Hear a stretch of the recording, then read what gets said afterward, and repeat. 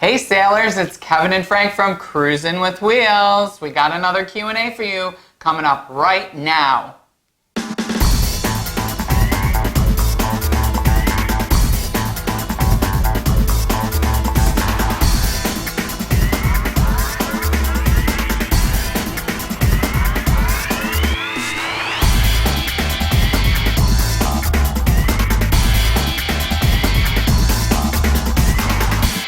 I just love doing these Q&As. I know. I love when all the questions come pouring in and we get to talk about it and share it with everybody. It seems like everybody likes it too. Yeah. So let's get started. Our first question comes from Rosalind, and she is from Facebook. Right. And she's asking a question that has got a lot of attention on Facebook with all these posts about safety in the Caribbean.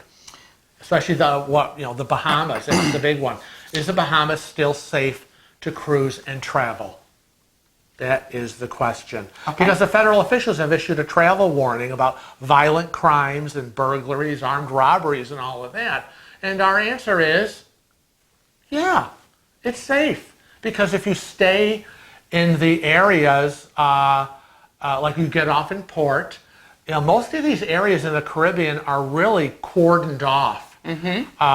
And if you stay within those shopping areas, or if you take a cruise ship excursion, you should have no problem. The problem becomes when people kind of go off on their own, when they decide that they're going to rent a car and drive themselves around the island. That can get a little dicey. And you're not protected by the cruise ship or protected in that cordoned off area. So, we're big advocates of cruise ship sponsored excursions. Right. Now, Rosalind also actually posted something in Facebook regarding themed cruises, and it's about the Golden Girls themed cruise coming in 2020. So that begs the question for everybody: what do y'all think about themed cruises? Are you into it? Do you have your favorites? I mean, we love the Golden Girls. Yeah, I wouldn't do it though. You wouldn't do a Golden Girl? No, is it I wouldn't just Golden Girls, or is it just any themed cruise? I don't think I'd do any themed cruise. Really? Because there's a lot of themed cruises out there that are really exciting. Now, the Golden Girls themed cruise actually, of course, leaves from Miami, home base for the Golden Girls, and it's. They have dress parties, dinner, bingo night, karaoke. They've got drag queen shows, costume contests, and it's on a smaller ship. Yes. It's on the Celebrity Infinity. Yeah, and it only has a ship capacity of barely 2,200 people. I think if it was, 1989, 1990, and these women were still alive and the show was on the air. And they were on the ship. I might do it, but yeah. I'm not interested. No. Well, tell us what you think. Yeah. Comment below. What do you think? Would you go on a themed cruise? I would. Okay, because there's other themed cruises that I would love. There's the Star Trek themed cruise, which I would be all over that. They've got the Walking Dead theme cruise, which I would not want to do. So yeah, a lot of stuff out there. Tell us what other theme cruises you've read about or maybe been on. Please comment below, post on our Facebook Cruising with Wheels Facebook page or my Cruise Chat Facebook page, because we want to hear all about it. The links are in the description below. Our third question comes from Jenny Hess on Facebook, and she writes, does anyone have a better idea of when they start offering deals on drink packages for your future cruise? I don't want to jump the gun and buy it now when my cruise isn't until January of 2020, going on the Symphony of the Seas.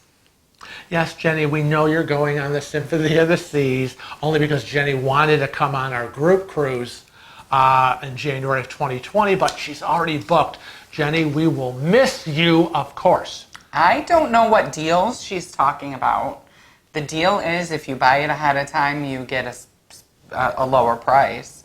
When you At buy it home on online, yeah. right, when you buy it on the ship, it's more expensive. So anytime before you cruise is when you're going to buy Be it. a deal. And The, if you've the already deal is now. right, and if you've already booked your cruise, and they were offering some kind of drinks package as part of your booking, like NCL does the free at sea items or whatever, then you already got the deal if that was part of your booking. Well, of course, but Yeah. she's already got it. After She's that, asking right, and about buying now it. it's So. after the fact. So, yeah, pre-sailing, buying at home. That's pretty much the only discount Right. you got. I've never seen them on sale. I've never seen this is on sale when it comes to cruising. Maybe we're wrong, but we've never seen it. So it's you buy before or you Right. buy in the ship and Right. pay more. Right. Don't pay more. So Jenny, buy that package. That's right, before I use that sale. Okay, the next one comes from Jeffries on Facebook. And he's really asking the question, which, again, you could say themed, but it's about Disney. Disney cruises. Are Disney cruises really worth the cost? Many diehard fans swear they are. However, I feel these are simply Disney fans who think that everything Disney is amazing. Well, we've never done a Disney cruise, but from what I hear, they are, Disney does everything really, really Yes. well. So I would have to say probably they're worth it. But Well, we can't tell you if a cruise is worth it or Right. not. Worth it is based on what you think it's worth It's it. an opinion. Now, if you're a Disney fan, adults, millions of adult Disney fans, or you have children that are into Disney, of course it's going to be worth it. You're going to pay it. Just like, and many will consider, well, that's a themed cruise, a whole Disney thing. But I can equate it with Atlantis gay cruises that I have been on. And yeah, those are more expensive than a regular cruise. So let's say $2,000 for a regular cruise, $4,000 for an Atlantis gay cruise. Is it worth it? Well, if you've got the money and you're into that and you want to experience that, whether it's an Atlantis gay cruise, a Disney cruise, or Yeah, any but I kind of feel thing, like- the money is worth it. Right, but I feel like an Atlantis cruise, knowing what we know about Atlantis cruises, you get higher end entertainment, better food. It's a smaller crew to passenger ratio. But you're paying for that experience. And if that's the experience you're looking for, then it's worth all the money. So, So Jeffrey's probably not a Disney fan like other people are. Right. Well, we don't know whether he's a Disney fan or not, but Sound like he is. it doesn't matter. Jeffrey, we want to hear from you. It doesn't matter. We probably wouldn't book it because maybe we would if it was a deal, but I'm not going to spend extra money. A cruise is a cruise is a cruise. Right. Or similar talking points about the brand new Virgin Voyages Scarlet Lady, which is adults only, very high end, a lot of in different ways that ship is set up in the experience of the Scarlet Lady, the ship. What did I say? Sounded like you said the shit. Oh no, we would never say that. The ship. And so again, people have looked at the prices. Some people have said, oh God, it looks so expensive. Others have said, well, no, because it seems to be so all-inclusive. It's all a matter of mindset. If you Yes. think it's worth it, then it's worth it. Then it's worth it. If you don't think it's worth it, then it's not worth it. Right? Then you say, We can't tell you Right. what something's worth. and then you say, pass, move Right. on. The next question comes from Rita on Facebook, and she asks, Are you concerned with all the mishaps occurring on cruise ships? Crashing into piers, crashing into other ships, engines failing, fires on board. And now recently with that poor NCL escape ship that was out of New York that got hit by that 100-mile-an-hour gust of wind and tilted 45 to 50 degrees over. Well, that, you can't control the weather. So I would say, for me, I'm not concerned. I'm not concerned about the things happening. My concern is how the cruise lines respond to the things happening. Right, because we always say, shit happens. And it does. Shit happens on every cruise. But you all know from watching a lot of our videos, when shit does happen, it's always how the cruise ship handles the problem that is the most important part of what happened. Right. Not the actual story, but what they did to fix it. Right. Handle it or whatever. So no, I'm not concerned. Me either. So the next question comes from Facebook, and it comes from Anne. And what does Anne say? What's she asking? She says, has anyone tried the spa treatments on board, aside from like basic massages and wraps, the med spas, where they do the wrinkle treatments, Restylane, dermal filler treatments, Thermage and Botox, cool sculpting. I see those advertisements on TV all day long about cool sculpting your fat away. I could try that, but what do you think about that? We've never tried it. I would never do it. That's my personal opinion. It's all a matter of opinion. But for myself, if I'm doing anything to my body, I want it to be from a board-certified plastic surgeon for most of these things. I'm in the beauty industry. Some of these chemicals that they portray as being benign really are not. For the example, Botox. Botox is botulism. Right. It's botulism they're injecting into your body. It's freezing. If they hit a nerve or they hit something, you're screwed up for life. So no way. I would never do it on a cruise ship, ever. Yeah, it's like... That's just my opinion. Yeah. Again, it's a matter of opinion. I don't know. We want you to comment below if you've had any of these treatments. That's the only way we're going to know. Because I won't do any of these. I don't want a filler, because we've seen, has anybody seen Botched? Yeah, that cable TV show. Come on. Botched. Yeah, a lot of crazy stuff happens. And who goes to Mexico and has work done, or who had this one here, do your research. I'm going to attach. Stay at home. I'm going to attach Anne's question to the previous question about all the mishaps. What if I'm getting my Restylane or Botox, and all of a sudden the ship goes like that, and then the needle goes in my eye instead of where it's supposed to go? So I don't know. I just feel like a lot of the dermatological treatments that are like fillers and Botox and Restylane and the wrinkle plumpers and I don't need to be plumped up. Yeah, I just feel like you'd be better off doing that at home. It would be less expensive. And you have somebody to go after if something goes wrong. You're dealing with someone in your hometown that you can call and make a follow-up appointment and reach out to. And how are you going to do that if you're on And you can check them before you go. You can go get online and say, are they board certified? Do they have their license? Do they have complaints against them? I'm all for getting a facial or a massage or a wrap because those are non-invasive. But I feel like when you get needles involved and fillers and putting things in your body. And then you leave the ship and you go home and something happens, what are you going to do? Right. And then, say it is an emergency situation, right? They're going to say you're going to go to the emergency room because you're all breaking out, right? And they're going to say, well, what is it? And you're going to go, I don't know. I got this treatment on the cruise ship. And then you're going to have to try to figure out calling the cruise line and asking them, and they're not going to know because this is something that's dealt with on a ship level. And the spa is handled by a different company.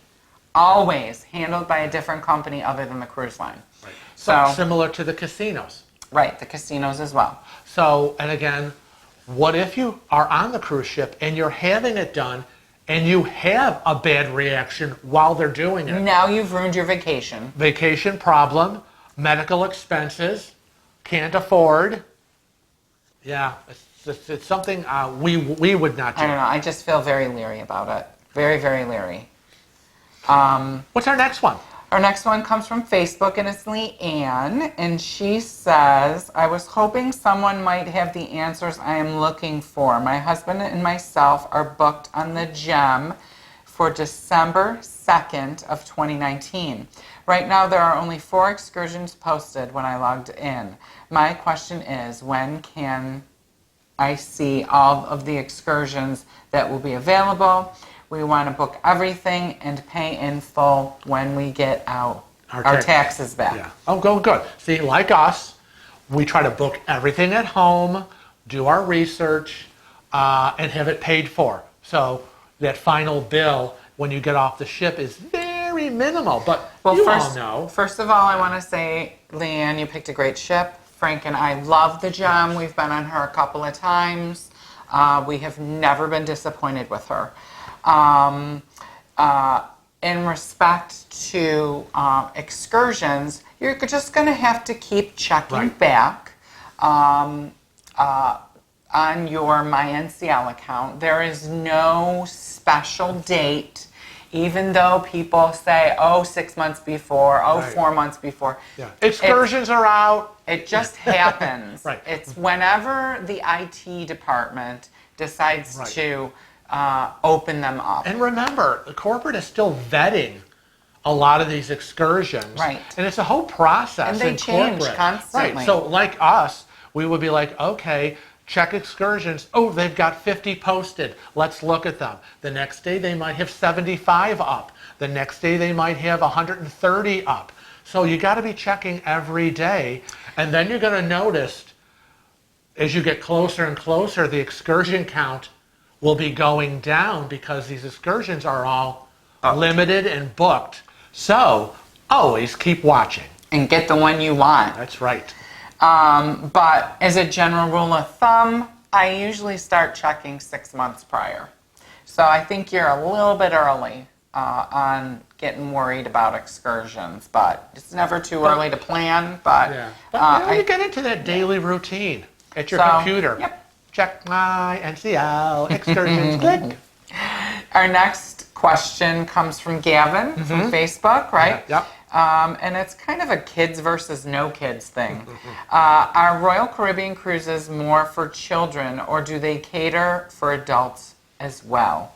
He's wondering whether to book one or not, and he's wondering who's better or who's not. Right, in terms of adults versus, is it a kids ship? Is Carnival, Royal Caribbean, NCL, which one is more adult, which one is more, you have more kids on? Well, now Gavin just went on NCL, so he knows how that is. I think he went NCL.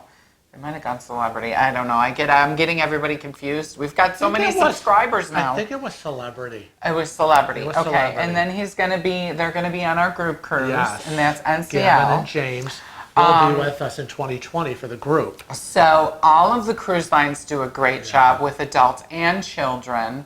But in terms of having more children on board or not on board, you know how we book. Right. We never book a cruise during a school recess because there's going to be a lot more kids on that ship. Or around a school recess. Or a holiday like Christmas to New Year's, where again the kids are out of school. Perfect example. We booked the NCL Escape for the 3rd week in September. Is that? Right. And that's right after all the kids go back to school. So we know they're not going to be off. That's right. They just went back in. They will have only been in school for like 3 weeks. So we anticipate that when we go... It might be even longer because they start in down August. south they start in August. But so we anticipate our 3rd week September cruise will be very limited. Very limited in children. We're not a big fan either of the lots of kids on board. So what I would say to Gavin is that usually in our experience, right, we find that Carnival will have more children on it. Disney will have more children on Yeah. it. And that's pretty much year-round. Right. For the rest of the cruise lines we've been on, it's really been different. It's always different on every cruise. Some have more kids, some have less. Some have more elderly. I mean, we were on a cruise, I thought it was the retirement cruise. I've never seen so many people that were older, wheelchairs, scooters, canes, and walkers in my life. So every cruise is different. You really don't know. I guess that would be our best advice Yeah. is you're not going to know. Yeah. And, you know, what I find is that that all the cruise lines do such a good job with their kids programs that even if there's a lot of kids on board, we generally don't see them throughout the day. Yeah. But in the evening at dinner, maybe. It's after dinner. At the shows. You know. And then you hope you don't run into the little rugrats when they're playing on the elevators or harassing the staff in the gift shops. No, then what's the next question? It's The from next- Nancy. Then from Nancy, she wants to know about all these late night parties. Are there still white parties? Now, white parties, glow parties, caliente? What are the different names and what's happening with these parties? Well, those would all be on NCO. Yeah. And basically, what I found is you don't know, right? You just don't As they know. say, each ship Each ship different. is a little different, so Yeah. it's hard for us to answer that question. We were on the Getaway, they had Caliente. We were on the Bliss, they had a glow party. We were on the Gem, they had the White Hot Party. Right. However, the White Hot Party has been slowly phased out. It's morphing into... It morphed into the Glow Party. Yeah. And I believe that eventually the Glow Party will morph into Caliente on all the ships. And then the newer ships will have a new... Right. It's cyclical. It's cyclical. Yes. Everything's always evolving. Right. And so the newest thing on the newest ship will go down to the older ships. Right. And then the new thing will go to that one. And it'll just morph. Yeah, I just think that people are so ingrained as to what they call the traditional white party. I mean, I remember back in 2001, my first cruise, Gay Atlantis cruise on the NCL Sky. That was the big white party. So it's been around for so long. And Well, the white party is typically in the gay community. So we're ingrained into it, Yes, we are. but other people might not be. Yeah, but people are so used to seeing it on the list. Right. White party, blah, blah, blah. And all of a sudden they're not finding it. They're like, where's the white party? Do they still have it? What's this glow thing? And now it's, what's this caliente? Right. Life goes on. So our next question comes from Laura, and that is smaller ships or larger ships, which is best for a first-time cruiser? That's hard to say. It really is, because I think it depends on how adventurous you are. This Q&A reminds me of the How the Heck Should We Know that he did. I'll link that above. Right. He did a Push His Back about How the Heck Should We Know. Frank pushes back. How the heck would we know? But we do always have recommendations for first-time cruisers. Right. Which we recommend A smaller to ship. mid-sized ship, like 2,000 to 2,500 passengers. We recommend that it should probably be like 5-6 day cruise. If you've never cruised before, you don't know how you're going to handle a cruise ship. What if you're prone to seasickness? And what if you decide you hate cruising? I can't imagine it, but who wants to be on an 11-day cruise for your first time and you decide on day 2 you hate it? Although that's what Gavin did. I know. God bless them. him. See, adventurous people. See, so again, that goes to how are you geared in life? Are you adventurous? Do you like to jump in with both feet and say, I'm going to go on a cruise for the first time. It's an 11-day. I'm going to go across the world. You know yourself, so I guess you're the best one to answer that question. Well, the way I think we answered Laura was you have to ask yourself some questions. Are you a couple? Are you single cruising, solo cruising, I should say? Do you have children that you're bringing with you? And we kind of explained how we pick our cruises. Right. So if she's a solo cruiser, she has to look at a larger ship, Yeah. unless she wants to pay double for her cabin.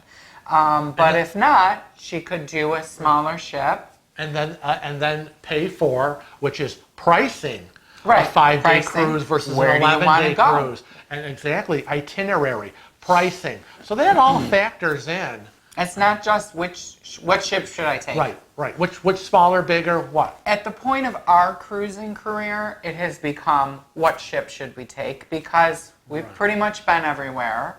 And the places that we still haven't been that we want to go, we would have to go on a smaller ship for the destinations. Right. We want to go back to the Mediterranean. We want to do a Baltic cruise.